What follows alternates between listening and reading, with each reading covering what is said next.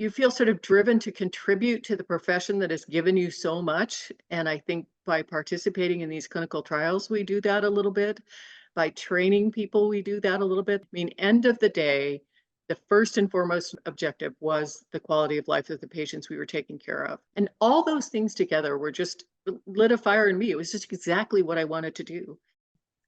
Welcome to the Veterinary Cancer Pioneers Podcast, the show where we delve into groundbreaking work of veterinary professionals who are dedicated to advancing the field of veterinary oncology.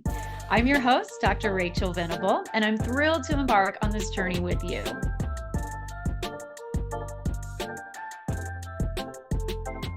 I'm your host, Dr. Rachel Venable, and today I am so excited to welcome our guest, Dr. Mary Kay Klein. Dr. Klein has been in veterinary oncology for quite a while and one of the pioneers, I would say, with all she's done in research and clinical practice. So she's based actually in Southern Arizona in Tucson. She's an owner of Southern Arizona Veterinary Specialty and Emergency Center. She got her degree, University of Arizona, raised in Tucson, went to Colorado where she went to veterinary school, graduated with honors, came back to Arizona and has been practicing, but also got board certified in radiation oncology. Kind of going back and forth between Arizona and Colorado for her medical oncology and radiation oncology. She's been the president of the Veterinary Cancer Society, author of numerous articles, textbooks, has been involved with multiple clinical trials and different products. So it'd be interesting to see all the different things that you've seen from the beginning to commercial or things that haven't made it. And also, as I mentioned, she is a practice owner of not just oncology, but a specialty center. So that's also something we're not seeing a lot about. And I think it'd be great to learn more from Dr. Klein. So Dr. Klein, again, thank you so much for agreeing to be on the show today.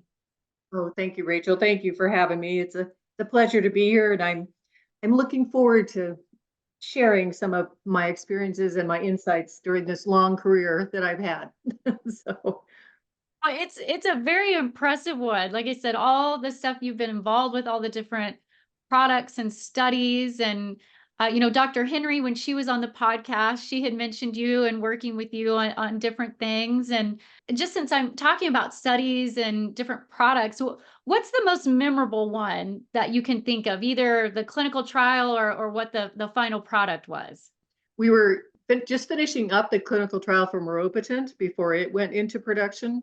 And at that same time, we were doing the clinical trial for Toceranib, that's now called Palladia.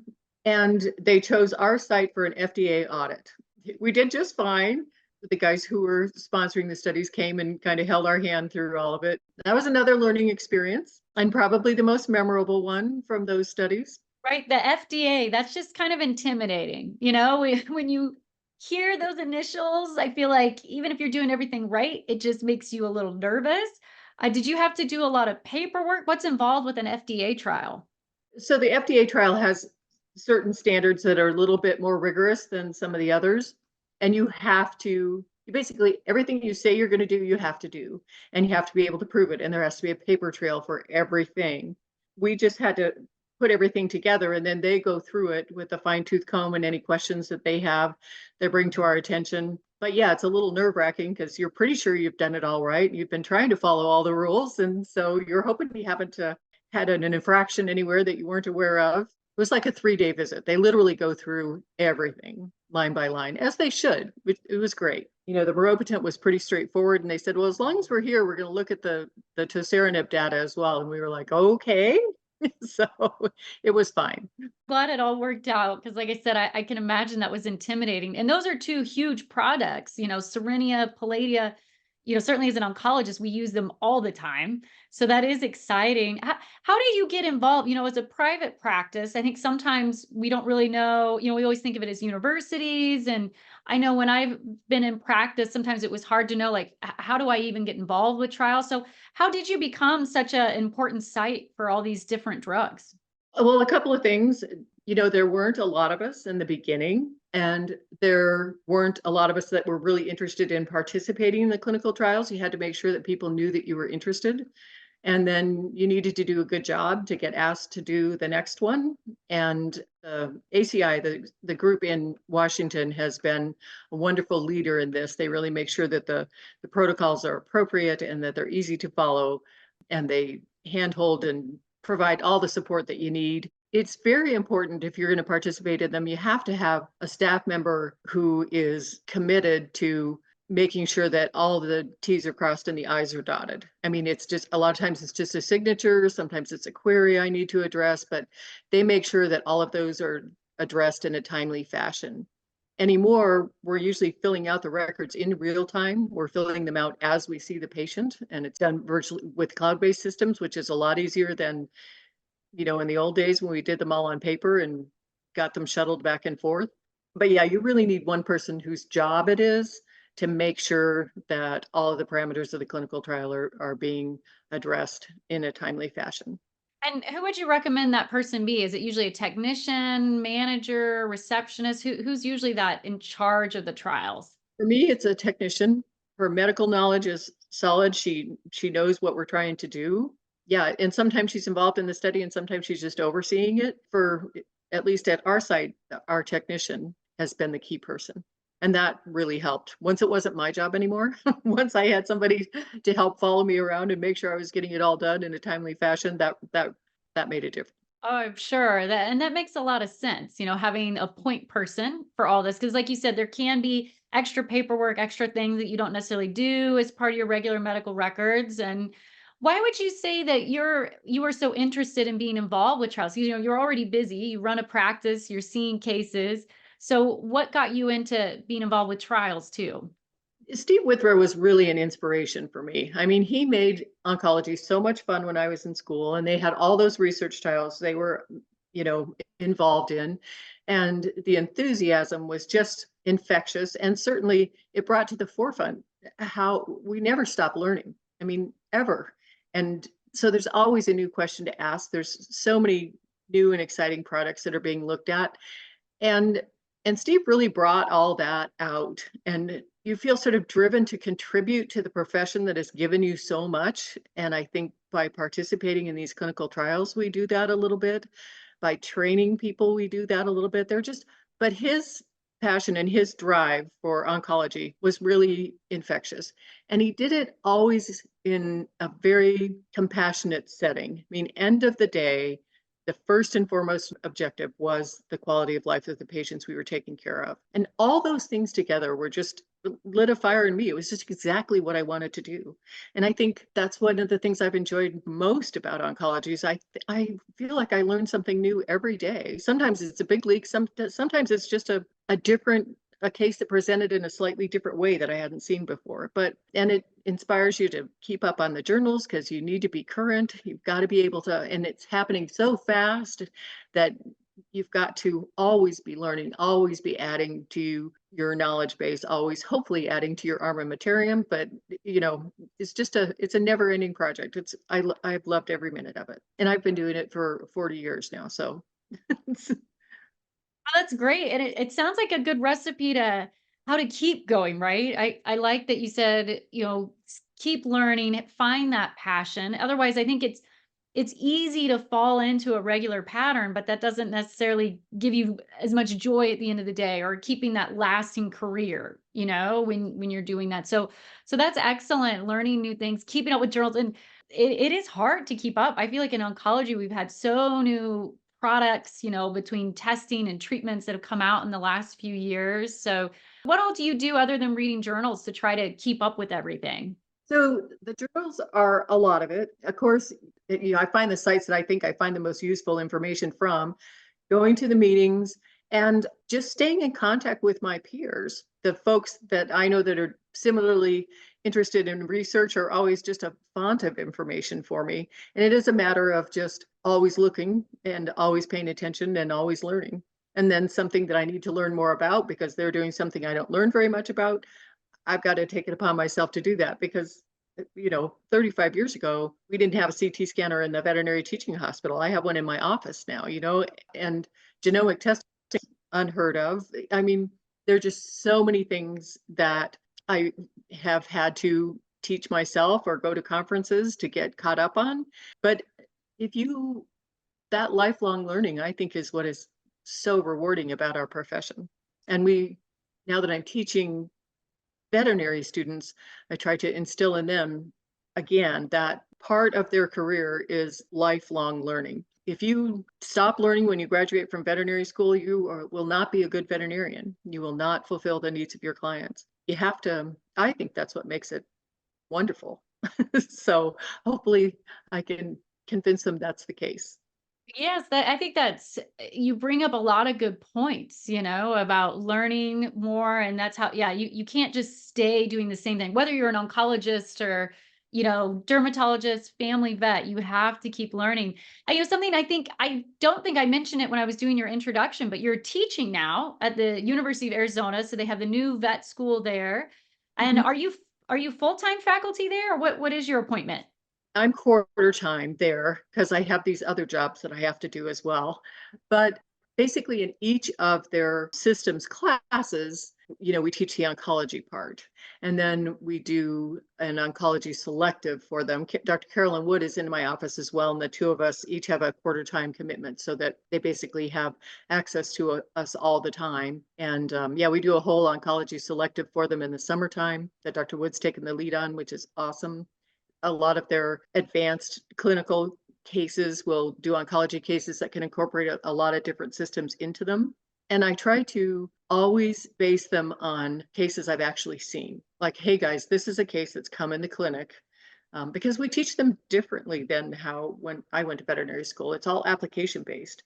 So they actually have to do a lot of prep work. And then when they come in for our sessions, we're applying that knowledge in a case-based format, and which I think helps them retain it more accurately and gets them more comfortable with how do we approach this case, how to think, not what to think, how to think. What's a logical approach to treating this patient appropriately? What are the things I need to know? What are the things I don't know yet that I need to find out before I can give the owner the best options for treating this patient? So I've really enjoyed the teaching a lot.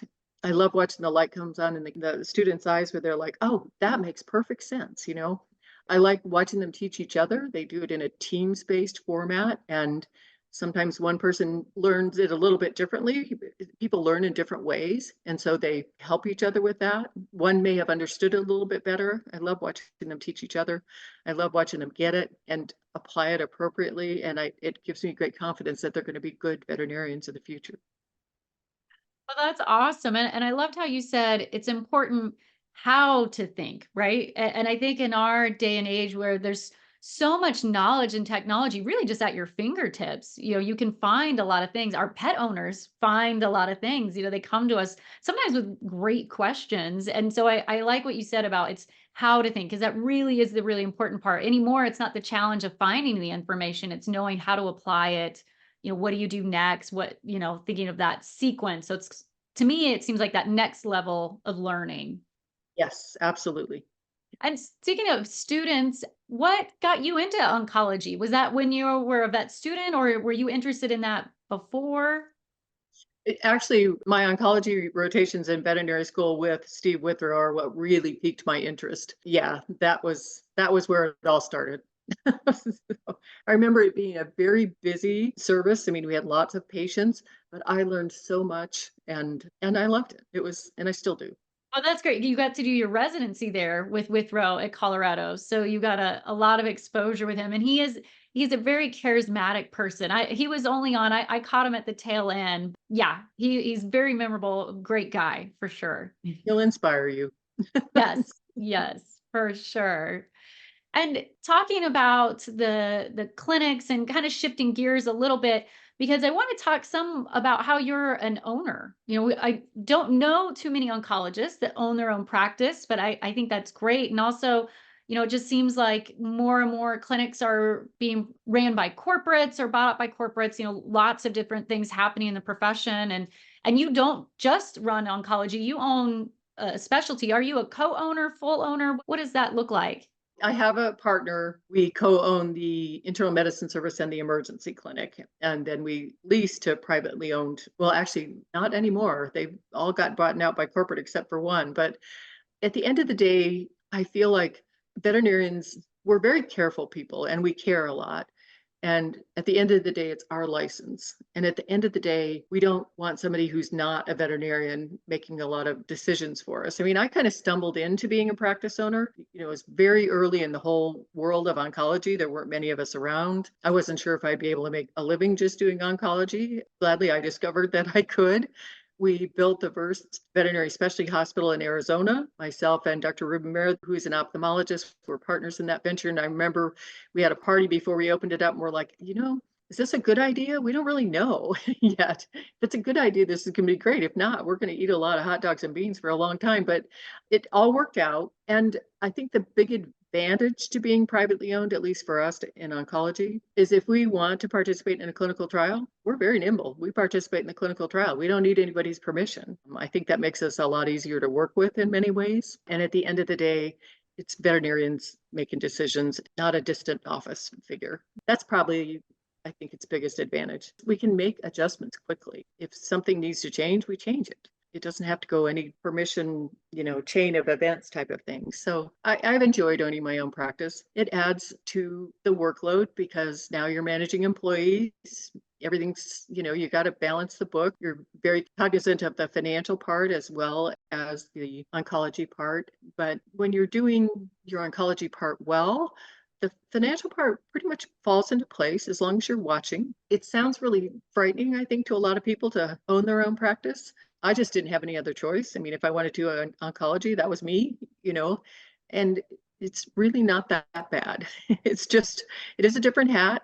You get better at looking at P&L statements and budgets, and that's all good information to have. That holds you in good stead in your personal life as well. I mean, knowing how to balance a budget, knowing how to look at a P&L statement, knowing how to control your costs. Those are things we do in everyday life anyway. And here we're just applying it to a business. Yeah, no, I think that's great how you took the leap because that was quite the leap of faith, it sounds like, between just knowing, will this even work in the area? And like you said, you didn't really have a lot of choice, but I mean, I'm sure you did. I think it was great that you still did this and it's been successful. You guys have been around for how many years now? We opened up the specialty hospital in 1994, so long time.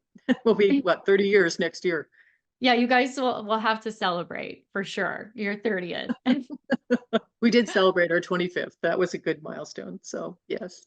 That's fantastic. And what would you recommend for anybody that's maybe thinking about opening their own practice or, partnering with somebody? Any tips as far as, because like you said, it does seem pretty overwhelming when you just say it like, oh, I'm going to own this. It feels like a lot. So you probably should establish some groundwork research that you need to fulfill. At the end of the day, the money always adds up to 100%. And there are certain percentages of it that have to, you need to know how much of my budget is going to go towards payroll, how much of it's going to go towards hospital supplies, how much of it can I afford to go to rent?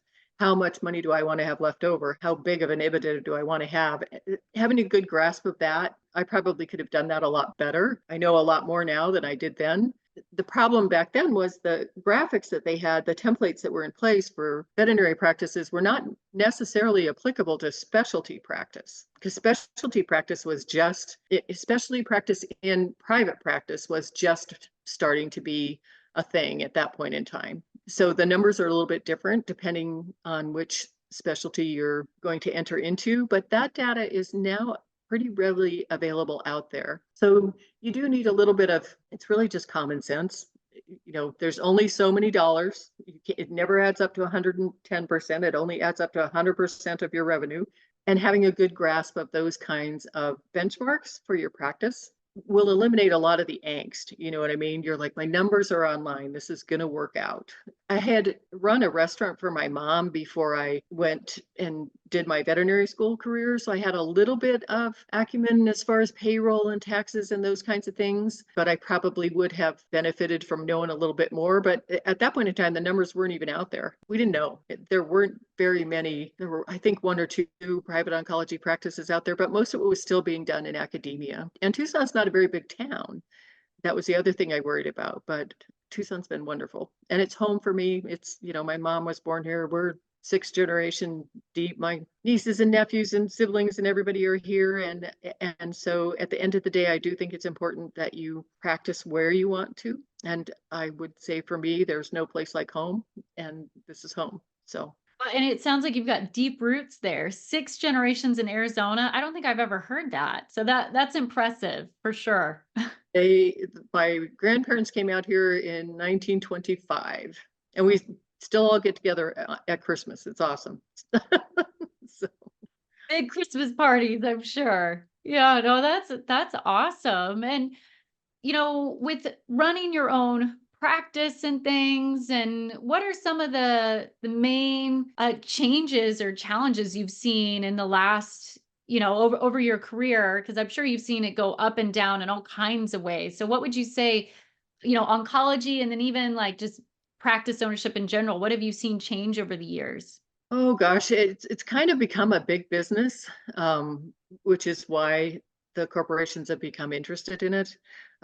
It's attractive to them because it's a cash-based business for the most part. I think insurance will change things again a little bit for us. Those are kind of some of the things I see changing in the future. I think the amazing thing about having done it for 40 years is we can offer so much more now than we could in the past. The downside of that is it's considerably more expensive. And so in many ways, having a pet and doing everything that there is to do is a luxury for a lot of people. I like to tell my clients there's never a right or wrong decision. We just have to figure out what's the best decision for you. That means lots of education for the clients as well, so that they're very comfortable with their decisions. I think those challenges will always be out there, but that's a biggie. It's getting to be quite expensive to aggressively treat your cherished members of your family.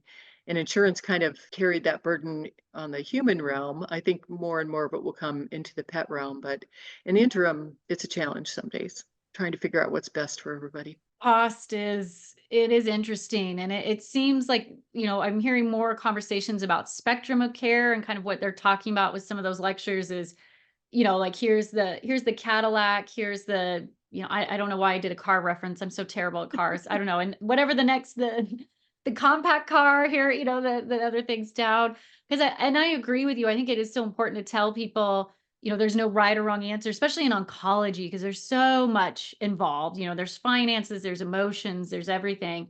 But I think in veterinary in general, that is something, I think it helps to release some of that guilt from people if you say like there's no right or wrong, so they don't feel that they have to try to afford everything when they can't. Because I'm sure you've heard tons of stories. I've heard stories over the years where people take on massive credit card debt, or they actually take out a mortgage on their house and do things like that. And it's scary. It's not wise. I don't like hearing people take big risky medical choices, in the sense that I've also met clients who went medically bankrupt on themselves, for their own health care. So I'm sure you've seen all kinds of things in the past. And just even with your experience in both radiation and medical oncology, how do you think, from your years of experience plus doing both specialties, how do you think that forms how you practice now? I know we kind of talked about that spectrum of care a bit.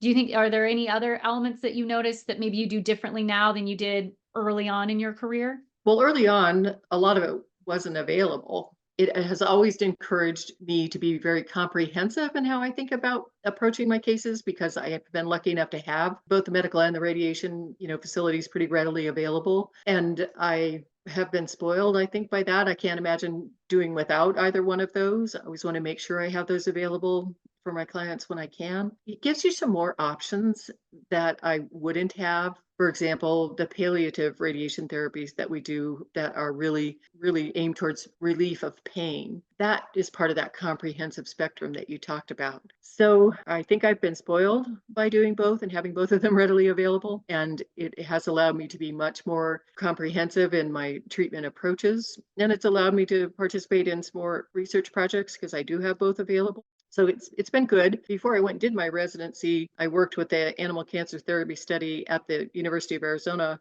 when Mark Dewhurst was here before he went to Duke, and that was all radiation based. And then when I got to Colorado, it was all medical oncology based with just a glimmer of exposure to the radiation part. I realized by that point in time, having both is good. Having both readily available gives you a lot more options. And that's probably one of the things that inspired me to, despite the fact that I was a single parent having to make a living, to study and take another set of boards for radiation oncology a few years later when they weren't available. That was a specialty that came in the mid 90s. It just allows me to have so many more options if I have both. Yeah, having options is certainly nice for people. And I think even clinical trials, sometimes that's probably been a good way that you can help people, because sometimes they subsidize things, to make it a little less expensive, or it's just having that new option that wasn't available before. So it does sound like you like to have all the different options available and utilize them, which I think is great. I think often we get kind of scared or nervous and just keep doing the same thing. So I really admire how you expand and try new things. I can't imagine taking boards with a child. So that's, or, studying really more than the taking, but that is awesome. And what would you say is probably the most rewarding thing of working in oncology? Oh, there's so many of them. Certainly those 1 year and 2 year and 3 year rechecks. I mean, those are awesome when you have those and you get to celebrate those. We just graduated our first class last year, and I already have a student that went on and did an internship and is applying for an oncology residency this year. Hopefully I was part of that inspiration. There's so many rewards that come with it.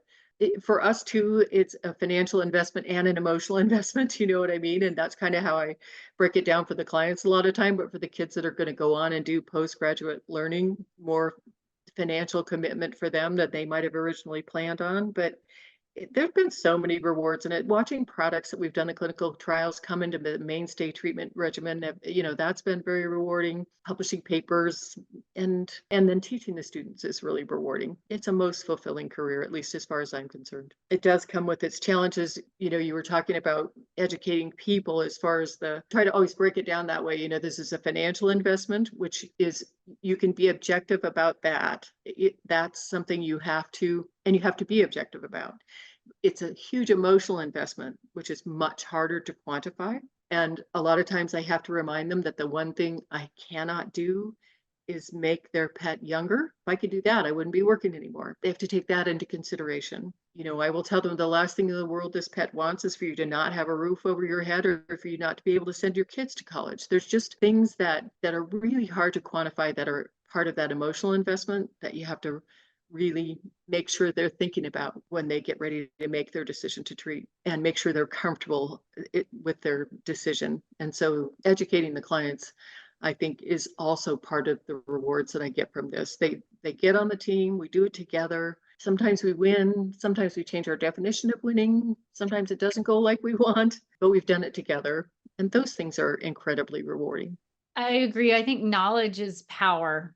Even with our clients, I feel like so often once they understand, what they're facing, what their options are, they just calm down. And there is that, a sense of not relief, but just that they have a better, almost a sense of control in some way. Because now they feel like, okay, well, I can choose to do X, Y, Z and understand what that could look like, and I think that is one of the things that's unique to oncology that we get to do, is help people and walk them through a challenging chapter in their life. And I like how you talk about how you do that and how you work through it. And comfort, it is such a big deal, I think, in oncology too, because a lot of times we're not looking at huge amounts of time. So how do you balance sometimes with some of the different drugs or even clinical trials with side effects or that kind of thing? How do you approach that with clients, or just for yourself? How do you balance or reason out some of those potential side effects? Again, it's all about education. And I tell them, we're always going to look at this from a risk benefit ratio. What are my chances of helping with this drug, modality, procedure, whatever? What are my chances of hurting? And we want those numbers to be heavily in our favor. And if they're not, we're probably not doing the right thing. So I try to actually give them numbers as best I can. And again, it's all about educating them. For example, with some of the chemotherapy drugs, we say 1 out of 20 may have an episode of febrile neutropenia that we have to address. They live through that, but it gets more expensive. But the chances are this amount. And then I go through the mechanism of action and tell them why they're at risk for that. Then they understand why they're coming back to get that recheck CBC 7 to 10 days later. It's not something that they think I'm doing just for fun. They know it's an important part of keeping their pet safe and doing our job as best we can. So education of the client is paramount in raising their comfort levels and in increasing their compliance in the clinic as well. And it sounds like not just education, but you also help to set expectations. They understand kind of what this whole process looks like and give them knowledge about why doing that process. So I think that's great. I think that really helps.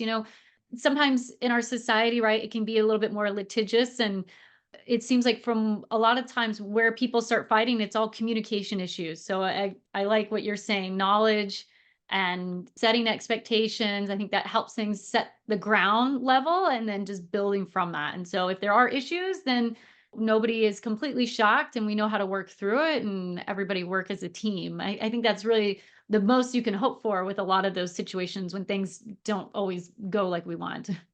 And I'd like to provide them with as much hard data as I can. Data rules the world. And so, when we get back to that risk benefit ratio, I can say, so my chances of hurting are 5%. My chances of helping are 80% plus. That ratio is in our favor. If we're getting to 50-50, then we got to think about this. And it also, the outcomes make a difference. If you get a big win by taking that risk, that's great. If you just find a couple more weeks, that's not so much of a, so yeah, education, hard data, just knowledge. You're exactly right. At the end of the day, knowledge is everything. And that's what allows the clients to make the best decision that they can. I love that. I feel like you can coin that phrase. The knowledge and making the best decision that they can. I think that's perfect. And kind of with knowledge, what would you say is some of the more exciting technology that's coming out, just even in veterinary medicine? I feel like there's been a lot of new products in the last 5 years. What are you the most excited about? So I'll be really glad to see some of the immunotherapy products, the immune checkpoint inhibitors in particular, come into the clinic because they have been such a game changer in the human realm. We just have been held back by the fact that they haven't been in production for us. So I think that's huge. And then all of the genomics that's coming out, that's data and huge algorithms that mine the data from that little tiny liquid biopsy that we turned in. But starting to, we're catching up to our human counterparts in that field, but we're getting there. Those two things right now, I think, are huge. We'll see what it is 10 years from now. It'll be something different. But right now, those are both two really exciting areas that we're just coming into our own on. I agree. They're definitely hot topics. The immunotherapy, the genomics. I think it's all very exciting where everything is heading. And yeah, it'll be interesting. Who knows in 10 years what the conversation will be. So that it is exciting to think about all that. And I really love the show with you. I think we hit so many big topics with clinical trials, owning practice, knowledge and communication with people, and just even as you mentioned, some of this stuff, even as a business owner for your personal life is important. And I think some of that knowledge and data and expectations in our personal life can be helpful too. The more we learn to just be better communicators, and all the exciting products and trials and different things that are going on. And it's just really neat to see. And I can only imagine how things have looked, like when you started with Withrow and it was all kind of the Wild West, I think, probably back then, and where we are now, I'm sure you've seen quite the swing, and that's very exciting. It's been exciting to be a part of it. It's been rewarding, fun, all the things that you could ask out of a career I've gotten out of this one. So inspiring. And I love how you didn't sit back. You got on your horse and rode with the with the rest of the cowboys. I think it's I didn't great. know any better. I think it's awesome how you've participated and involved so much with this, with our field, and really helped to make it what it is today. And as we're wrapping things up, one last question for you. Do you have anyone else that you would recommend to be on this podcast? I think you would really enjoy talking to Dr. Elizabeth McNeil. She works with me now, which is awesome, but she has worked, in academia. She's worked in private practice. She's worked for pharma. So I think she could bring some pretty unique information on the pros and cons of each one of those things. Since she's done them all, I think she's the only person I can think of who's actually done all of them. And if you can ever get Steve on here, Withrow, he'd be great. We're just now getting to where those of us that we're in the beginning, all of this are starting to retire. And so I don't want the guys that retire on, I don't want to lose their fountain of knowledge either. They're always going to be, that's just the kind of people we are. We're going to just keep learning. We love puzzles, we love logic, we love learning. And so we just keep going. But yeah, I think Dr. McNeil would bring some pretty unique perspectives because she's done all three of the big areas that the oncologists end up in. She's participated in all three and would have some good information on what are the pros and cons of each. Hopefully she'll finish her career here in private practice with us. Good. That sounds really interesting. I'm with you. I don't think I know anyone that's done pharma, kind of a little bit of everything. So that is really cool. So we'll definitely need to reach out to her. So, and well, thank you again, Dr. Klein. It's been my pleasure to have you on the show today. And, anyone that's looking for you, you are at University of Arizona and Southwest Veterinary Specialty in Oncology. Is that right? Southwest Veterinary Oncology. And yes, the University of Arizona College of Veterinary Medicine. Awesome. Well, thank you again so much for being on our show today. Thank you for having me. It's been a pleasure. Well, that's it for this episode of the Veterinary Cancer Pioneers Podcast. If you enjoyed this episode and gained valuable insight, we would be so grateful if you could share our podcast with your friends and colleagues. And it would be even more wonderful if you want to give us a 5-star rating, positive review, or any kind of feedback on Apple Podcasts or wherever you listen. The Veterinary Cancer Pioneers Podcast is presented to you by Infomed.